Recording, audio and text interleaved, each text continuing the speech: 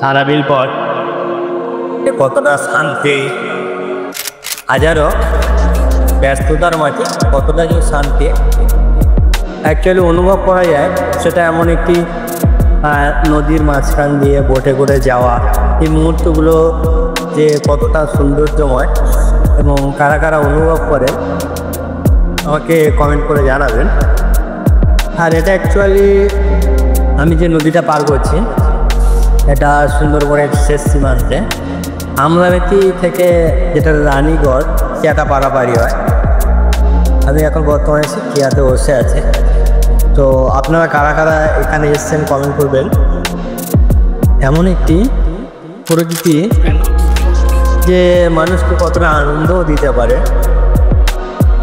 সত্যি এগুলো অ্যাকচুয়ালি হাজারো কষ্ট এবং ব্যস্ততার মাঝখান দিয়ে মানুষ যখন একটু ঘোরার সুখটা নিয়ে নেয় তখনই সারাদিনের ক্লান্তিটা মুছে যায়। মেঘলা আকাশ, কত সুন্দর মেঘ জমে আছে, যে মেঘলা আকাশ আর বোটটা আমি দেখছি যে কত সুন্দর লাগছে।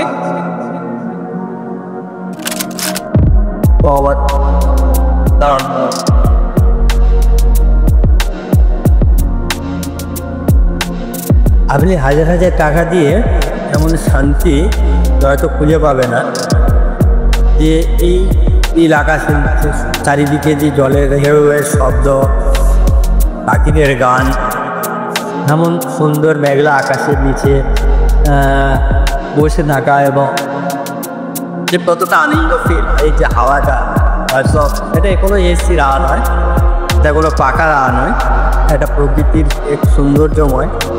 এই হাওয়াটার কোনো মূল্যই দেওয়া যায় না।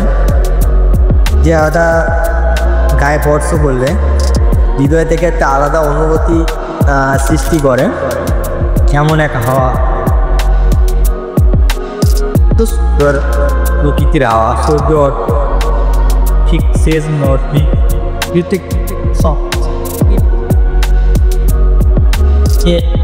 এদিকে একটি দ্বীপ রয়েছে। আর এই বোটেতে করে পার করছে একটি বাইক, এই জমার ছেলে দাঁড়িয়ে আছে। অসম বলতে গেলে অ্যাকচুয়ালি যেদিকে